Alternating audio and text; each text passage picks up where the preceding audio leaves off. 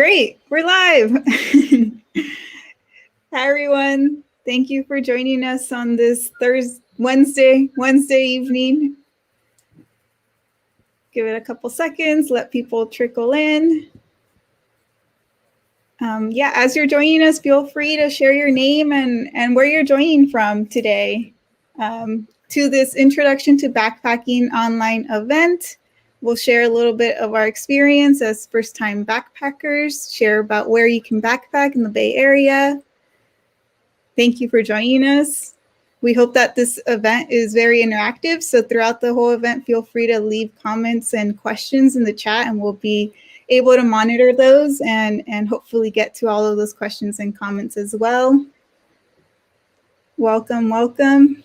Very happy that you're joining us today.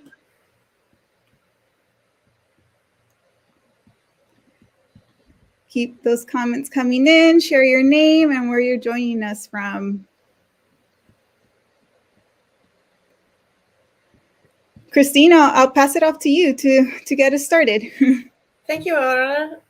Hi, everyone. I'm Christine Lobregat, and thank you for joining us today. I'm a public affairs specialist at the Mid-Peninsula Regional Open Space District, and I use she/her pronouns. We are excited to partner with Latino Outdoors on today's virtual event. Before we get started, I'd like to share the Midpen story. Midpen's mission is to acquire, protect, and restore the natural environment and provide opportunities for public enjoyment and education.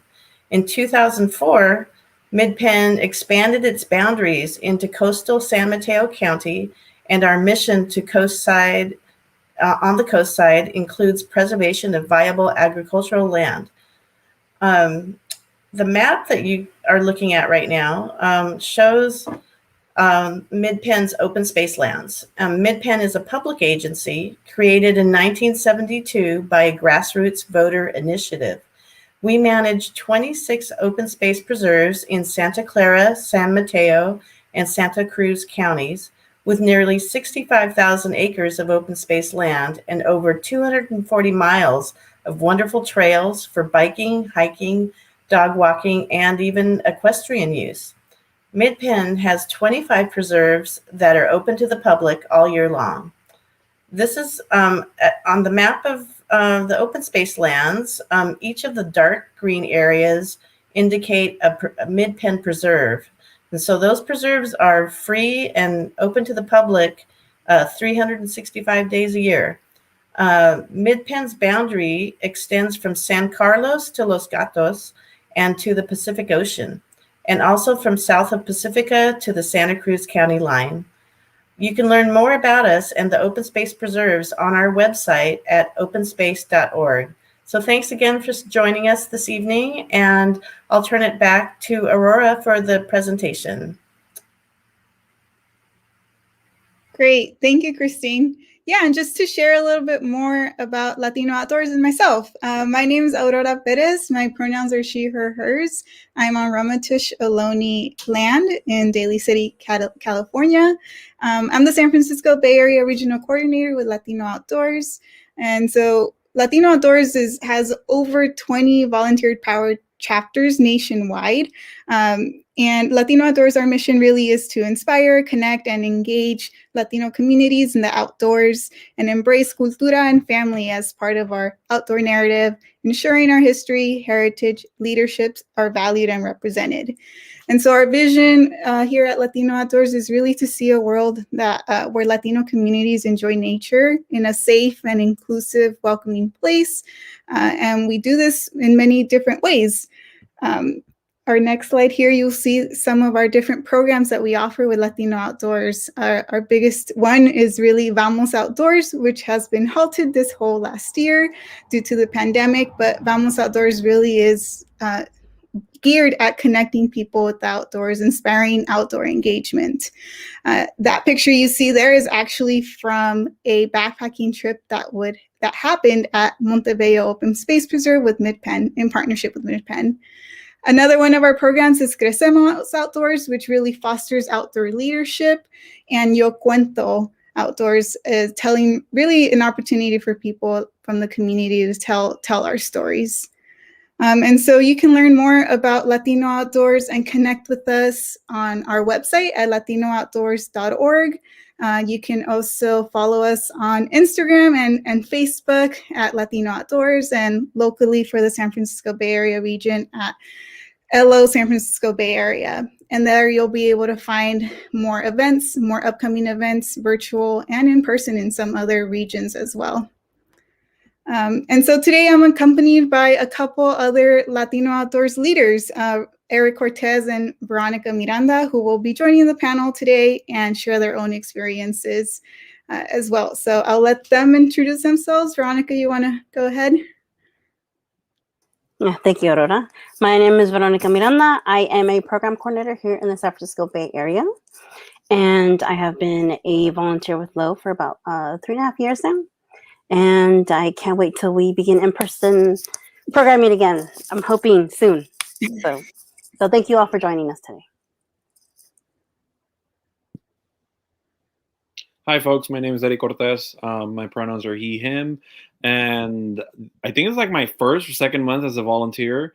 And I'm excited. This is my first program with Latino Outdoors as a volunteer. So I'm excited. I hope y'all enjoy the video.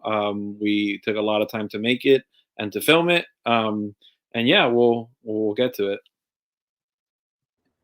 Great, thanks. Thank you both. Yeah, so normally we would have partnered with Midpen and organized an in-person community backpacking event, but things were a little bit different this year. And so we've put together this virtual event that is hopefully still really fun and informative to you all and just as interactive. So again, we are gonna premiere video that Eric and I put together. We went backpacking at Black Mountain, which is Midpen's only backpacking campsite. And so we really excited to share it with you. As you're viewing this video, please feel free to leave comments and questions. We'll be monitoring the chat for those things as well. So here it goes, our beginners backpacking video.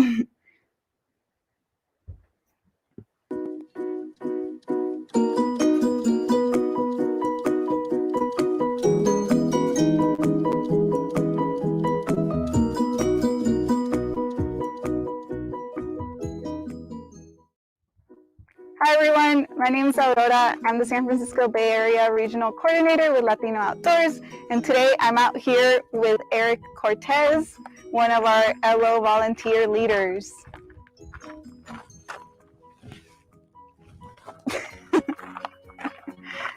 We're going on our first backpacking trip ever, and we're out here in the Montebello Open Space Preserve, indigenous homelands of the Ohlone people. And in partnership with Mid-Peninsula Open Space District, we're going to go out to Black Mountain today. Before we start our hike today, we're going to make sure that we review all of the signage that's posted out here. We're going to keep an eye out for this badger. I've never seen a badger before, and I would be really excited if I did. And we're also going to make sure we practice our recreate responsibly tenets and leave no trace principles. As always, have your face mask in hand and your hat ready put on. A couple of other things we're going to keep an eye out for are ticks. There are lots of ticks out here. They usually hang out on all the tall grass that's around us. There's rattlesnakes. It's a pretty warm day out today, so a lot of rattlesnakes might be also enjoying the sun. And there are poison oak. There is some poison oak here at the beginning of the trailhead. You can usually tell that it's poison oak if it has those leaves of 3. It's usually very shiny. And they say, if it's shiny, watch your hiney. And leaves of 3, just let it be.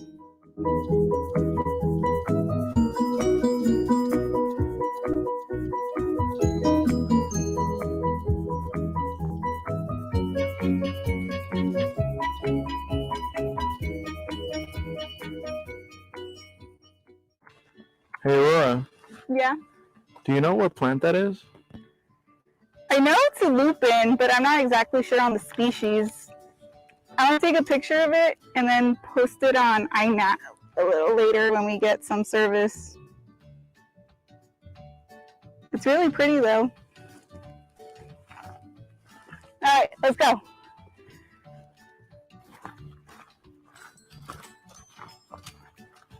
Look, there's frozen milk out here too, but it's not as shiny. Can I touch it? No. So we walked a little bit under half a mile to get to our first intersection. We were on the canyon trail. Now we're going to go up to the backpack camp.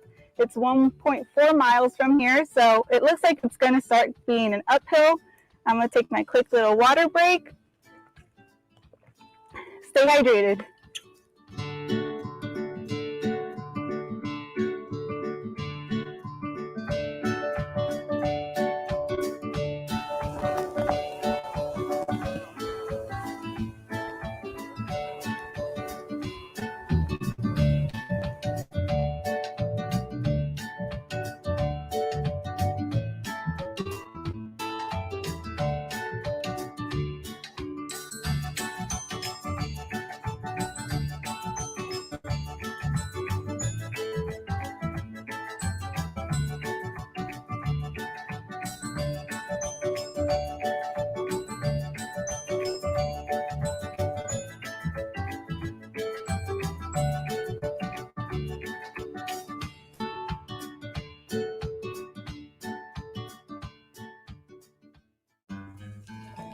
We made it.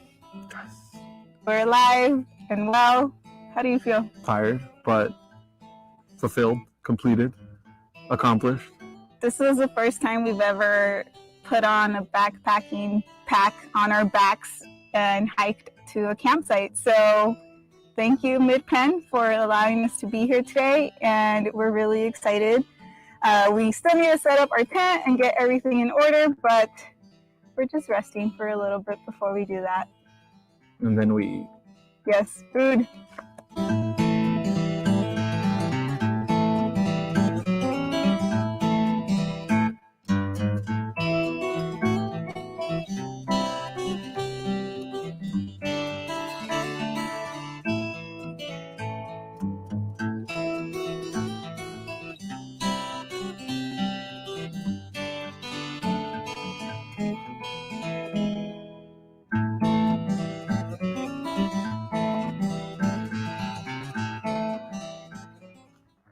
We've set up our tent. It was pretty simple. It actually looks like there's lots of room in there for us. Then if you follow me this way, you'll see our little cook station here. We have a little backpacking stove and a couple pots as well, and our food is stored in here. Luckily, this campsite has a bear box for us to use as well, so we can store our stuff in here overnight. And this campsite's pretty cool for beginners into backpacking because it actually has a toilet for us to use, and it has non-potable water that we can use for cooking and cleaning our pots. And if we boil that or use our water filter, we can drink from that water as well.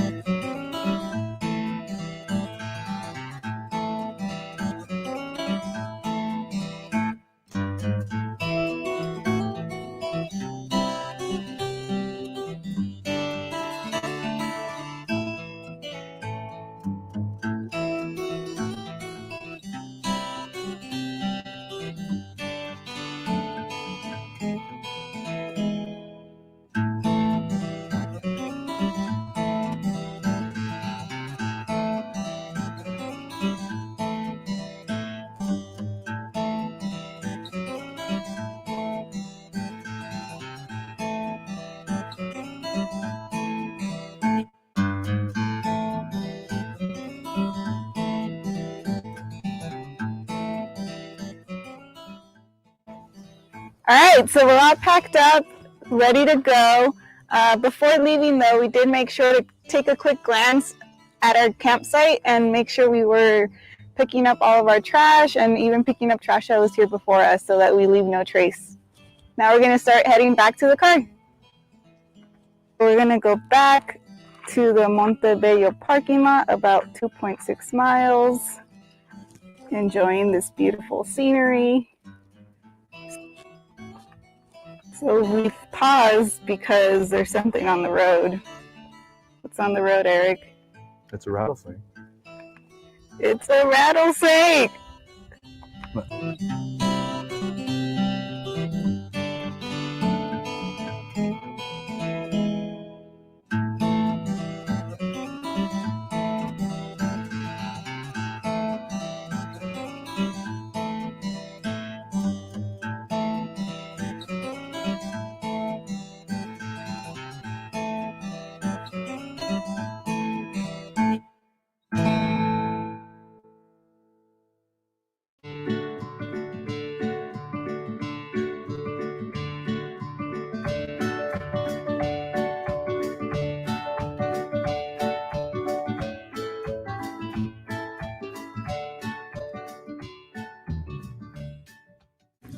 So we're 0.6 miles away from the parking lot.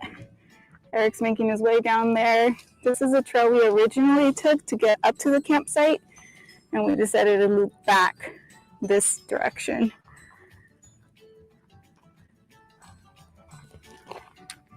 Almost there.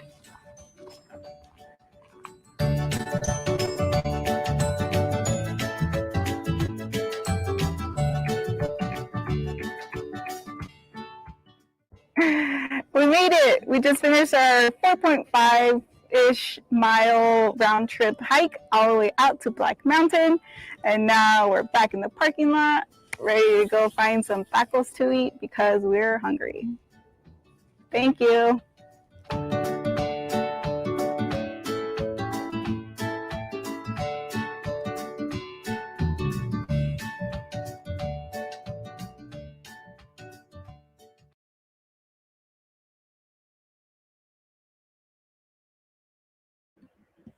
Great. Yes, that was it. Our premiere of Beginners Backpacking. I hope you enjoyed watching that video as much as we enjoyed putting it together.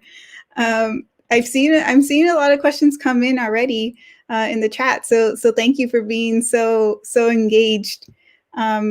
Christine, I do want to pass it back to you and ask, what are a couple things people need to know about backpacking at Black Mountain in regards to permits and regulations? Yes, thanks, Aurora. I do have some information on the Black Mountain Backpack Camp, and it's located at the Montebello Open Space Preserve. And on our website, there are maps of that preserve available for download. So that's at openspace.org. And it's the only campsite on all of the Midpen's 65,000 acres of open space land. And it's only 1/2 hour from the cities along the San Francisco Peninsula. And it often serves as the first stopping point for backpackers wishing to hike from the valley to the coast.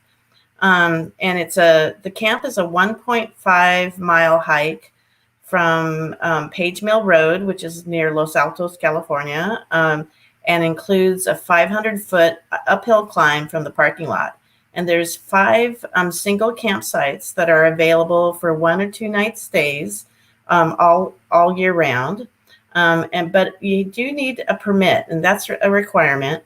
But the fee is only $2 per night per camper, and I think that's a pretty good deal. And it's payable by an online invoice that's emailed to you once you submit an application online. And the reservations are issued on a first come, first served basis for 1 or 2 night stays all year round. And we have on our website, we have a campsite availability calendar that you can check before submitting a permit application. And I'll post that link in the chat that has all the information about how to reserve and the other guidelines for the permit application. Back to you, Aurora. Thank you. Yeah, no, thanks for sharing that. And that is really important to know. The first step in planning a backpacking trip is planning and thinking about where do you want to go, and what kind of permits might you need to go to that place. Eric, I want to ask you, what was your experience like being a first-time backpacker out there at Montebello Open Space Preserve? It was really fun, first off, and at the same time, it was intimidating because I've gone camping before, and a lot of like those type of activities, but I feel like backpacking for me was always like a huge question mark because it's like, one, the gear, then two, like I never knew anybody who looked like me to go backpacking.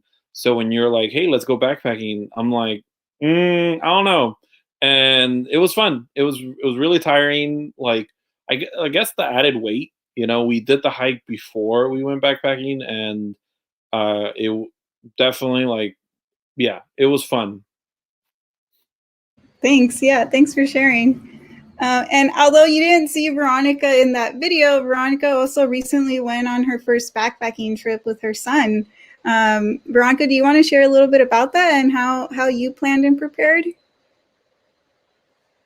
So I've been car camping for over 15 years, and I've always known that I wanted to try to backpack.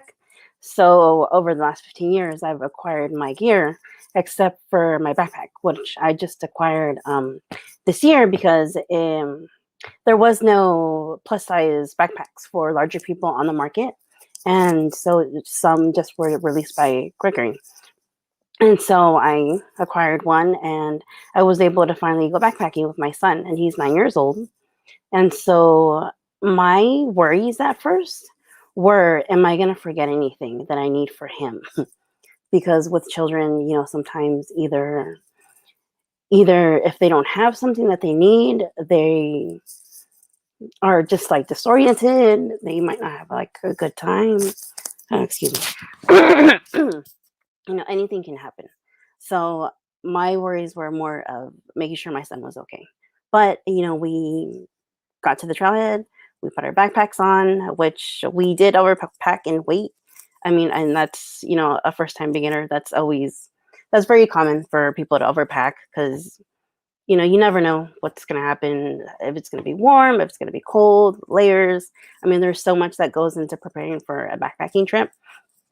But, we went, it was on the coast up in Point Reyes, and it was beautiful. We did a 2.2-mile hike in, and it was right on the beach, and we basically had the beach all to ourselves. Just like at Point Reyes, there's no actual campfires allowed, but you can use a backpacking stove.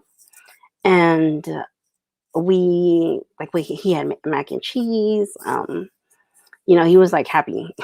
And we got to really explore the area. And with backpacking, it's more secluded, which you really get to explore areas that are not so like, clustered.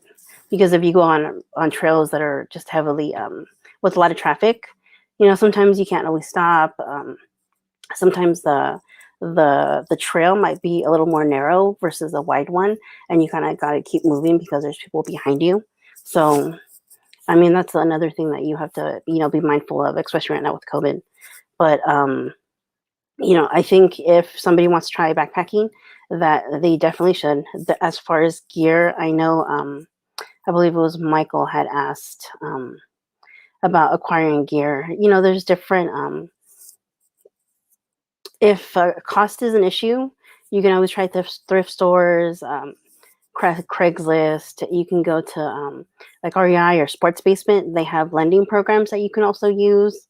If you see organizations right now that are offering like intro to backpacking, you can try to see if you can get a spot to try to go backpacking. So, I mean, there are many ways, but it really, if you look online, there's a lot of resources out there that can help you, find what you need and get you out there on the trails. Yeah, thanks for sharing, and thanks for bringing that up, because I feel one of the things that stopped me from pursuing backpacking earlier on was that idea of gear and needing all of this really expensive gear and gear that I had no idea how to use.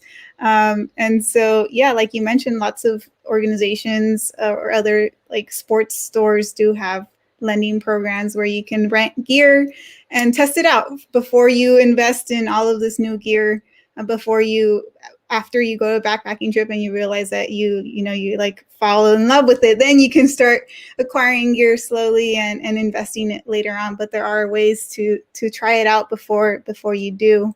And Christine, I know you also have backpacking experience as well. So how do you recommend people to get started, and what do you think is some essential gear that people might want to take with them?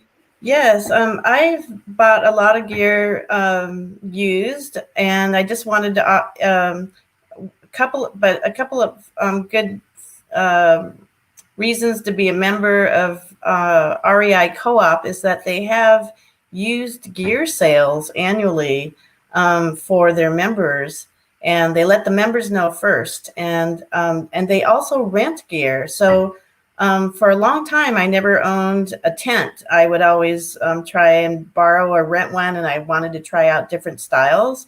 And I think I bought my sleeping bag first because I thought that was most important. That's to invest in. And I wanted to have one that would last a long time. And I tried out friends' tents. I borrowed and I rented that type of gear, and then little by little I found used gear on like I found a camp stove on Craigslist, and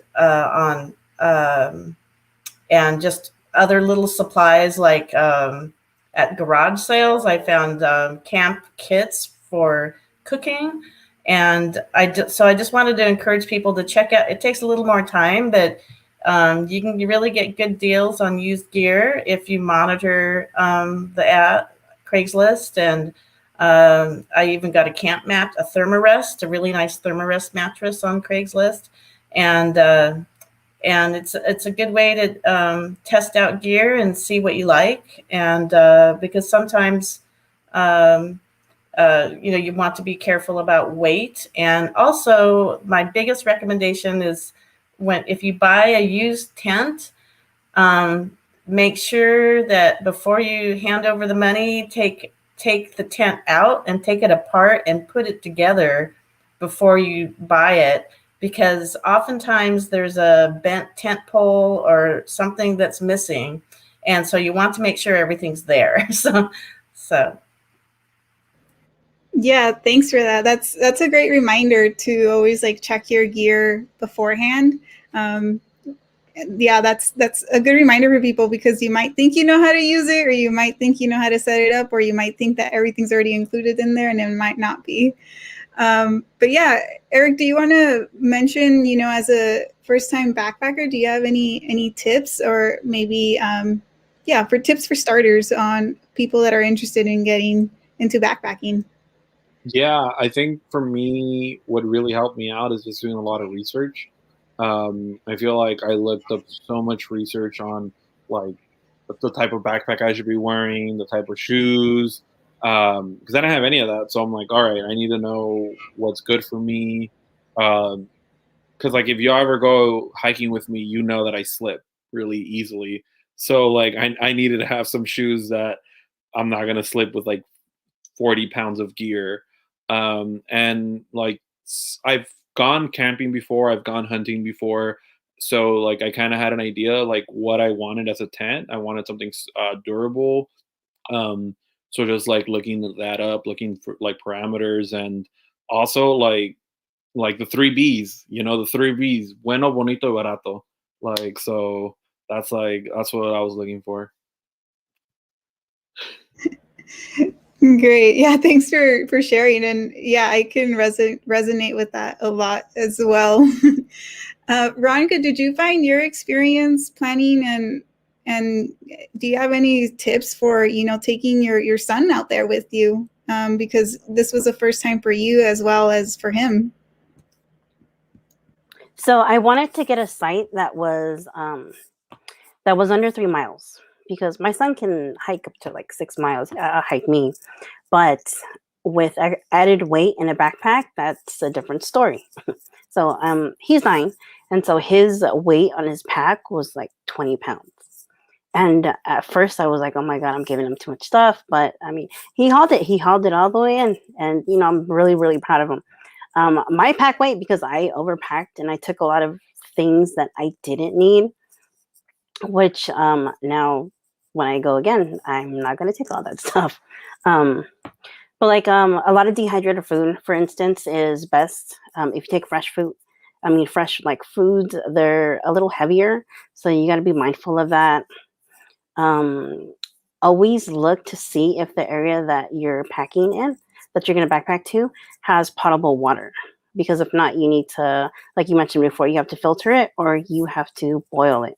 So it's really, really important.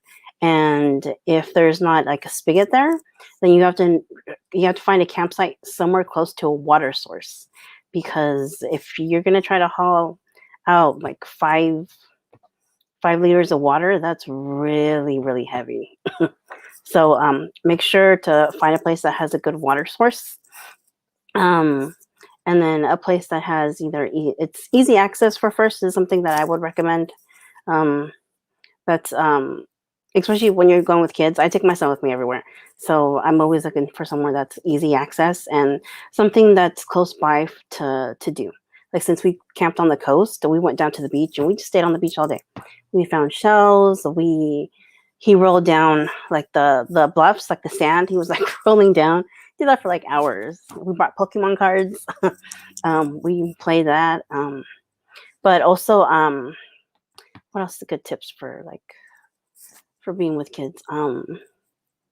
I would say be mindful of weight is the number one thing. Because I took too much weight. I would say weight is very important and just be mindful of that. Also, a good pair of shoes is really important, something with traction, because you might think, oh, it's on the coast, it's going to be all sand. So it's going to be slippery. So you want something with good traction. The trail that we took, actually, there wasn't a lot of sand. So I was really surprised. And that's another thing. Be surprised for anything, for wildlife, mountain lions, snakes. Be observant of your surroundings. If a trail is narrow, I took trekking poles with me. So when the trail got really narrow, I would just take my trekking pole up against the grass to see if like anything would slither around. Luckily, nothing slithered around. But if there's a place that has, like, say you go somewhere in the Sierras, you're going to need like a bear box or like a bear bag. So that's really important to know. I believe at Montebello, you don't need a bear box. You could just use like a bag.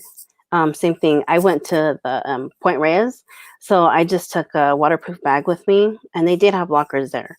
So I just put everything in there. But that's another thing. You have to be mindful of the wildlife and not to leave anything in your tent, because most places there are mice.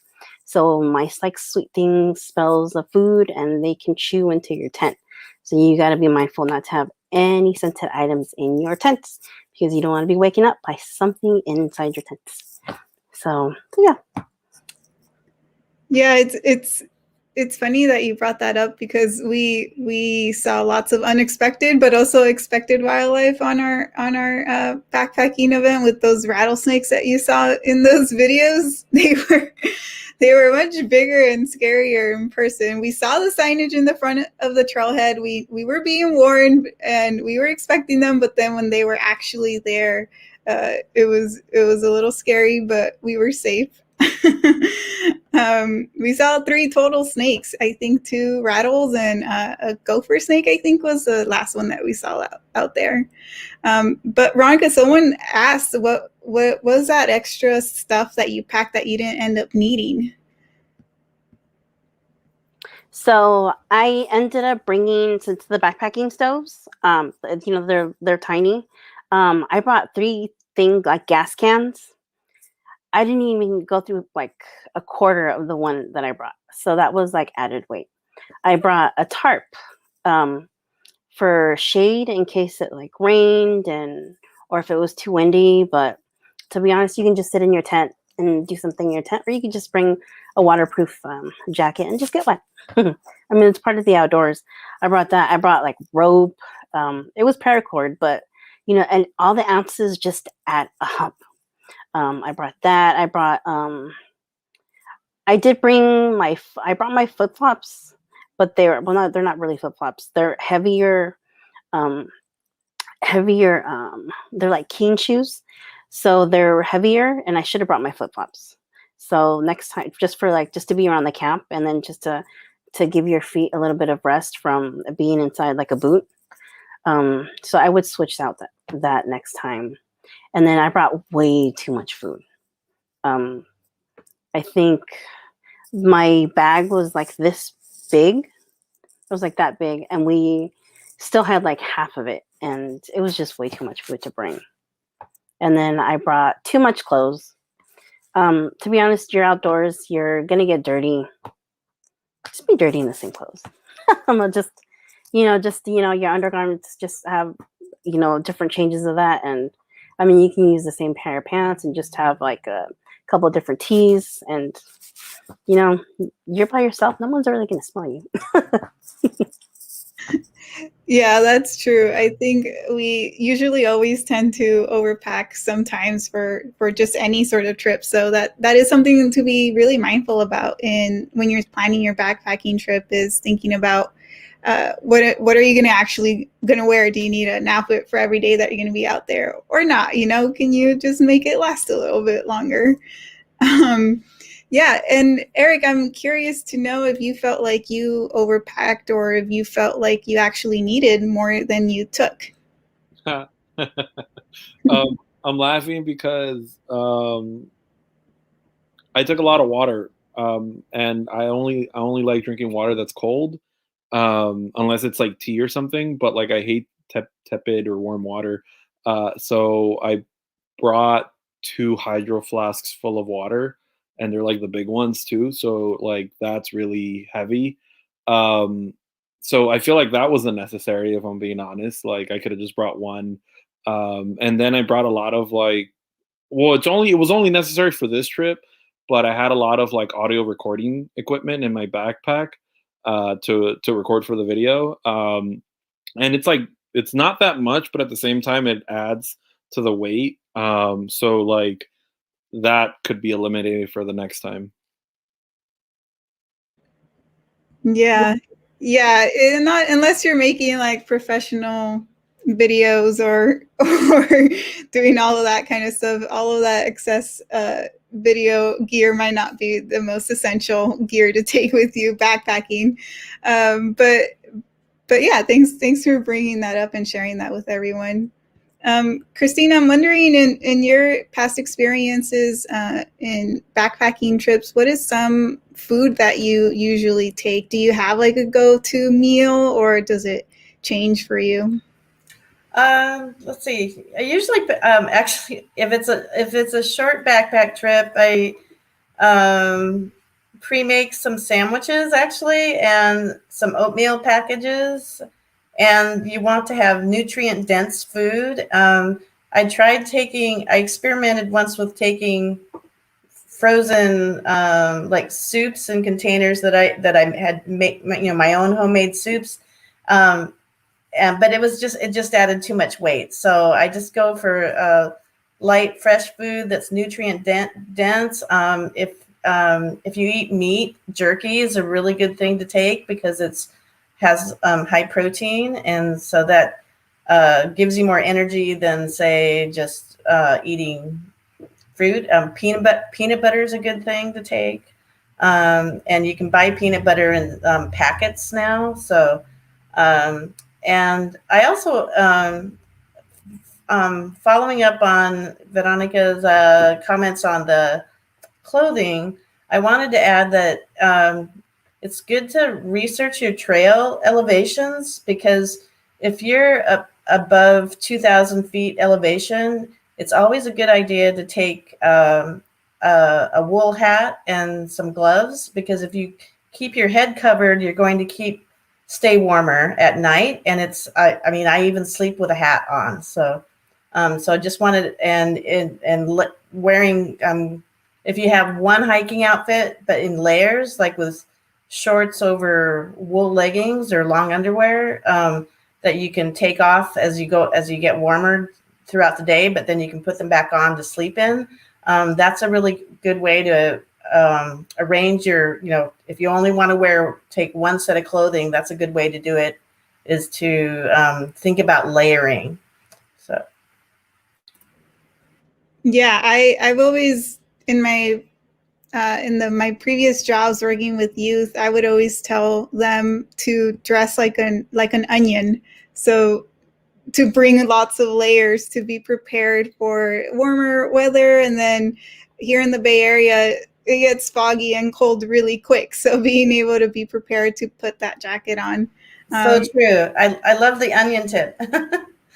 Yeah, it works really well because it's a nice visual aid of how right. you dress to be prepared for different weathers. Right. So true. Mm-hmm. Yeah, and so I'm seeing in the comments that going back to our menu and our food, that cup of noodles packs really light, and that is true. I took some oatmeal, which is what I usually have for breakfast here. So it's my usual breakfast item. So being out in the mountains didn't prevent me from eating the usual food that I eat normally. I was really intrigued and interested in trying out some of the like pre-packaged backpacking meals that they sell at like sports stores. But I've also, in my research, learned that a lot of that stuff you can make yourself as well. So I appreciate you, Christine, sharing about, packaging your own sandwiches. And if you're planning your trip and you know that you're only going to spend a night or so, you know that you can probably take that packaged food or those prepared sandwiches, because you're going to eat them sooner rather than later. They're not going to like sit in your backpack for several days.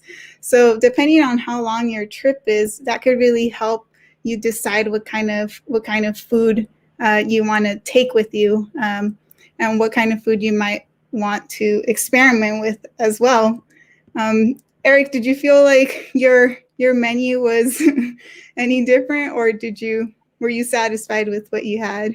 I know you didn't like it, but like I feel like we went into the mentality to like try this prepackaged, what is it, the MREs, meals ready to eat.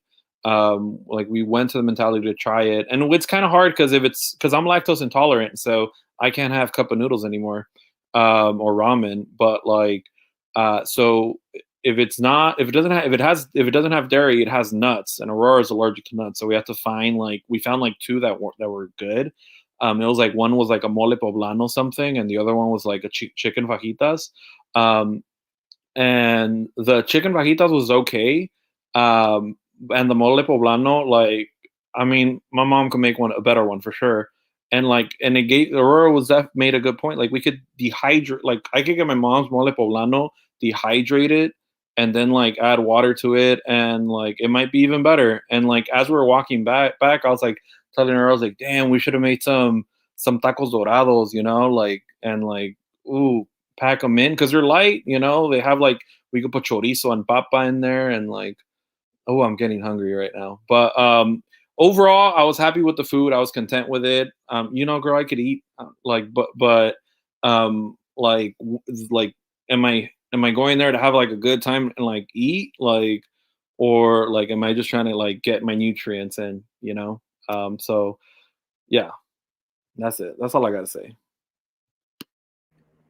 Yeah, it was very interesting because as I was preparing and researching for this tip as well, I was learning from a lot of other backpackers and people that backpack on longer trips take lots of snacks with them as well.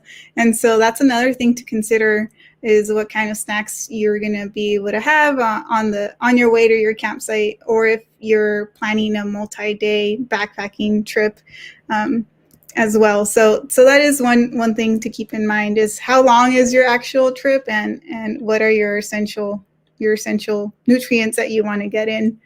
I want to ask Veronica if you have any other, now that you've been backpacking, is this something that you're going to pursue again? Do you already have other plans to go on any other campsites that are near the Bay Area, or maybe not. But do you have any in mind? So I actually have reservations for Montebello next month with Carlos. So Carlos it'll be his first time, and it's gonna be without Mayu, my son. So we're gonna go together, and then I got a permit for dispersed camping for the Sierra National Forest that I'm gonna do in August, and then I'm going to do a solo trip for my birthday. So yeah, I do have more backpacking that I'm gonna do. Last year we wanted to do more local things, and then this year, well, because of COVID, this year I'm like, well, let's just do, more backpacking because you're more secluded, you're more by yourself. There's not as many people.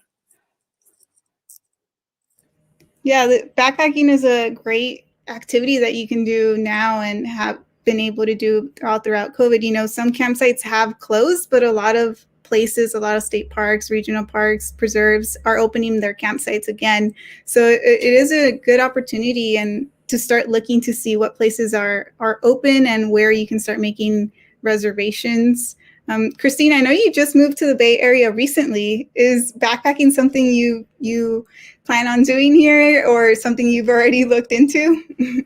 I sure hope to do it as soon as I find people to backpack with. So maybe I can go on one of your trips sometime, because I do a lot of hiking by myself, but I think backpacking is better done with friends. So I'm starting to, I use the All Trails app on my phone to research trails, and I've made a folder for saving things that are in the Bay Area and so I tend to do a lot of research first, and then hope to do short backpacks. Yeah, probably under 5 miles. I think I'd like to try. But I have a pack ready to go that's good for I have a pack that's sized to go for about a 4-day backpack, 4 or 5 days, and I have a small backpacking stove that it's called a jet boil. It only boils water, but it's good if you take dried soups. Then you can have something warm at night, and yeah, I hope to head up to the redwoods sometime soon.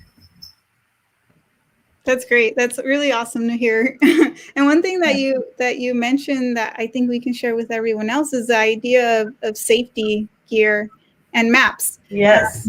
Yeah, you want to elaborate on that? Yeah, that's and please anyone else jump in, but I know there's a list that I'm sure everyone's heard about called the 10 essentials, and navigation is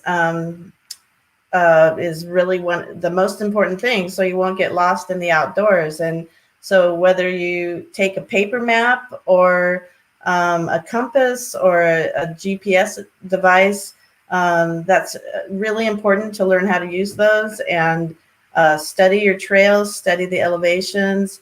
And for example, with the All Trails app on your phone, you can download.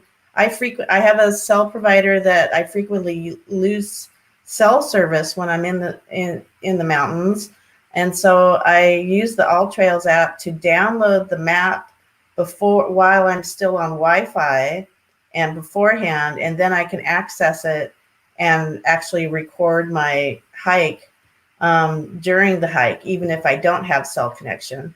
So that's been a very helpful thing. But I usually also take if I can find a printed map to download and print out, I usually take that as a backup as well. And for example, if you're hiking or backpacking on Midpen open space lands, all of the maps are available for download on the website. If you just go to the visit the individual preserve sites, and there's maps there, and those can be used with an app called Outer Spatial, and that's there's also information about that on the Midpen website. Other important things to take is a headlamp. They're really light.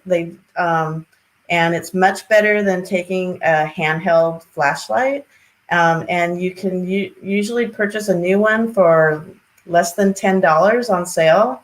And so headlamp with extra batteries is good. And don't forget things like a sun hat and a first aid kit, including like wool or wool to put in your boots for blisters to fit around your toes and heels, because if your boots aren't properly broken in, you won't have a good trip. So, and gosh, a small knife is good to take, or a Swiss Army knife that has even a spoon and a fork on it, because that can minimize the gear that you take. And I think just making sure that you have enough water and the snacks that you like, and I always emphasize the hat and the mittens to help, because if you don't have enough clothes, a hat and mittens will help you stay warm. And you want to be comfortable when you're out there at night.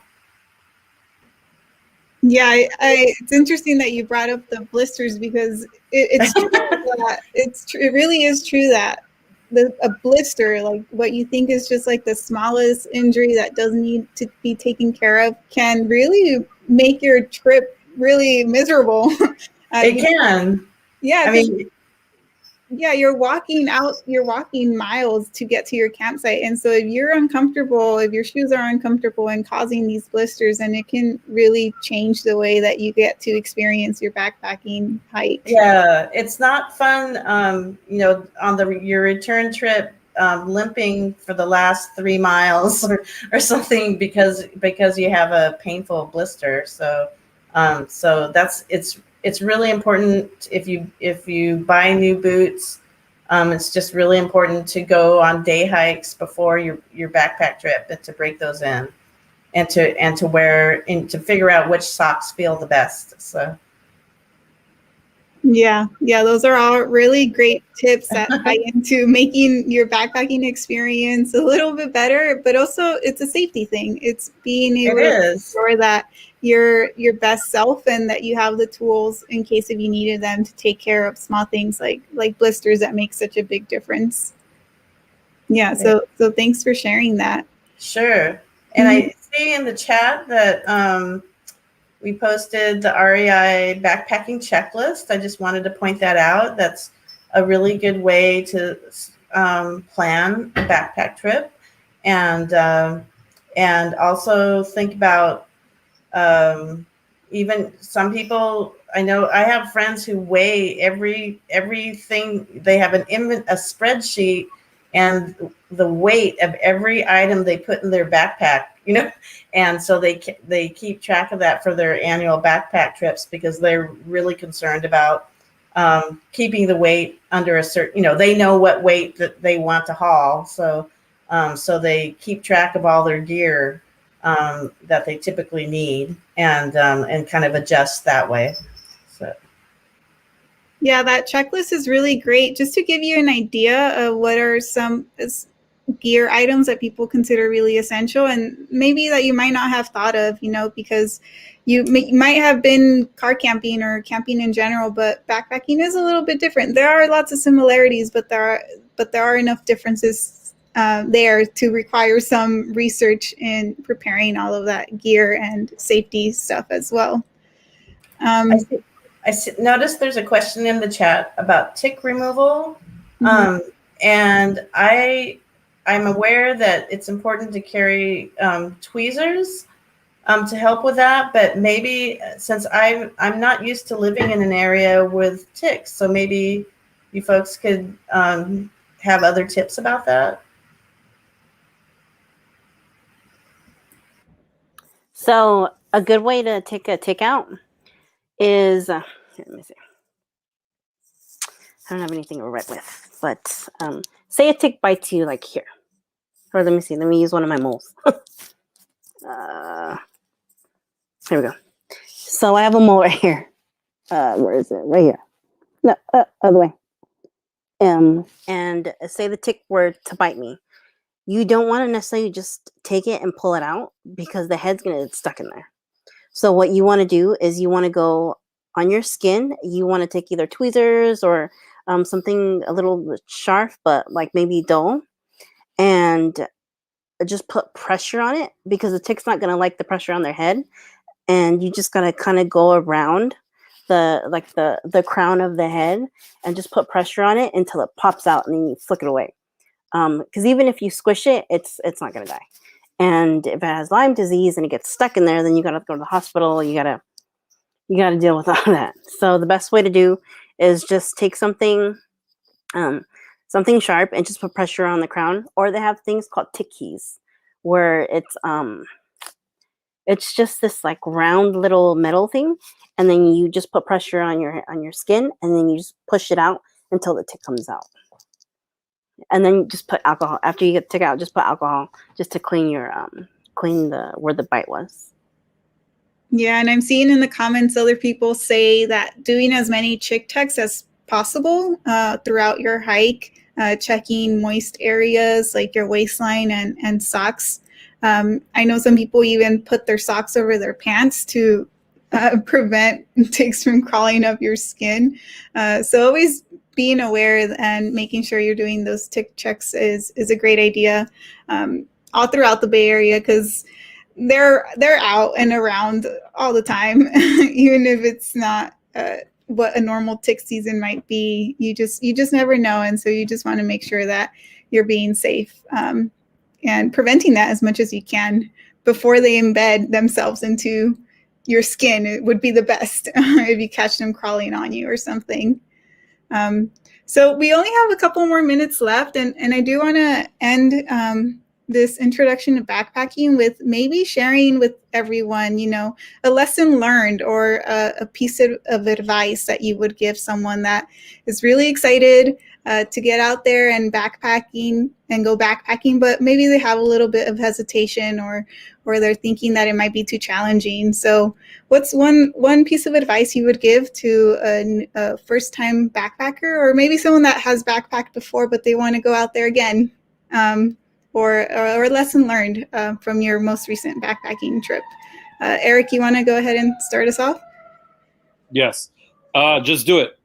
Honestly, just do it. Get out, do it.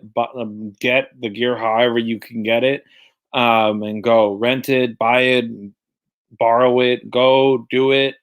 And yeah, enjoy it. Don't let anything stop you. Don't let images of people who don't look like you stop you. You got to be the change you want to see in the world. And also, I just want to answer the most important question Francis asked: what tacos did we eat? It was lengua and al pastor. That was correct. That was it. Great, thank you. Veronica, do you want to share something? Be mindful of the weight that you want to carry on your back. And also be mindful of the products that you're bringing, because everything that you pack in, you got to pack out. So be mindful of that. And also, when you start planning, I would suggest doing shorter miles, because it'll be easier, it'll be more enjoyable. But also for preparing for it, what I like to do is I like to download maps of the area. I like to take one on my phone and then a printed copy, and then I'll let somebody know, like my husband usually, where we're going to be planning on camping. When there's cell phone service, I'll let them know that we got to the vicinity, and then usually we lose cell phone service. But I will let them know when we're expected to be back. Because if we're not back by that time, at least we know somebody knows that where we are, and they're going to come looking for us, or at least try to send help. But as far as gear goes, with social media being as big as it is, if you don't have something that's a big brand, I mean, everyone starts off either with something that's used, maybe something that's lower end. Don't let that stop you. And if you see people, flashing all these like big name brands out there, that's them. That doesn't have to be you. You can be mindful of what you need and prepare for your adventures, because everyone's going to experience the outdoors very differently, and enjoy it, and just be there in the moment and pat yourself on the back for trying something new, because something new is very scary. And once you get out there and, like Eric said, just do it, it's going to open up a whole new world of adventures for you. And, right now with the pandemic, it's actually the best time to go backpacking because there's not a lot of people out there. And I mean, if you really want to go with somebody, find a buddy, tell them, hey, I'll take you to like a concert when the pandemic starts. Whoever you want to go with. Just let them know. I really want to try this. Will you be my support? And go out there with me and experience something new. And it'll be fun. For the most part, unless it's like a downpour, and then it might not be so fun. But yeah, number one thing, be mindful of the weight, because that will either drain you and you'll like burn more calories. So be mindful of your weight. That's my number one thing. Great. Thanks for mentioning that. And even if it's not the most fun experience, maybe it's a learning experience, and then you can learn how to better prepare for the next adventure. Christine, do you want to add anything? I have a couple of things to add, although I don't think I can beat all of the great tips I just heard. I really liked your advice, Eric and Vero. But I wanted to mention that the more you read about the trail, the more you can read up in advance and envision how your trip's going to flow. The better experience you'll have, and you'll be able to slow down when you're hiking. I mean, we're all in a fast-paced world, but being out in nature, you want to learn how to see in nature and take your time and observe. And so it's okay to go slow. You're not in a race. And especially when you're carrying a pack, know that the items in your pack will shift, and you're going to need to stop and in that first mile and make adjustments to all the straps and everything, because it'll help you feel more comfortable. And then the last tip I had is to also study up on the weather for wherever you're going, because if you're in a high elevation area, you need to watch the weather. And sometimes I've been in mountains where it was blue sky, and then I didn't notice black clouds behind me, and then it started hailing, so it can happen, and weather can shift in just the course of 30 minutes to an hour. And so you want to think about that ahead of time too, and take a rain hat. You may not need rain gear, but something to help keep you comfortable. Thank you. Yeah, no, great. No, thank you all for sharing all of that wonderful advice. And to all of the people that are viewing us right now, thank you so much for joining in on this conversation. We really do hope that you learned a little bit. Maybe you got a little bit inspired to go on your own backpacking adventure, and hopefully you feel a little bit more prepared. I know there's a bunch of links in the chat right now for you to look at and view, and those are just some of the resources that you can find to help prepare yourself for a backpacking trip, because the more you feel prepared, the more comfortable you might feel on starting that adventure and really taking it on.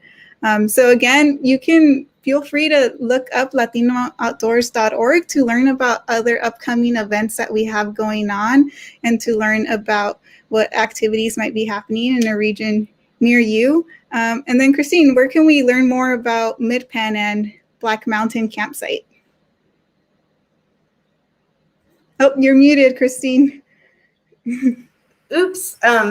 Yes. So that the Midpen's website is openspace.org, and I'll post that in the chat. It's really easy to navigate the website. There's a one page for each preserve, and that for the for the Black Mountain Backpack Camp, look for the Montebello Preserve. And we did post the link specifically to that area earlier, but I'll post it again. in a second here. Yeah, we see it in there. Thank you so much, Okay. Christine. Thank And you. again, and again, thank you all for joining in on this panel and just sharing all of your wisdom and your lessons learned. I appreciate you all. And to our participants that can't see, we do have our other Latino Outdoors volunteer, Brian, that's in the background of all of this, sending all those links, making us look nice. So shout out to Brian for helping us out with all of the behind the scenes as well. And thank you all really for joining us. I hope you all had fun and learned something new today. Great.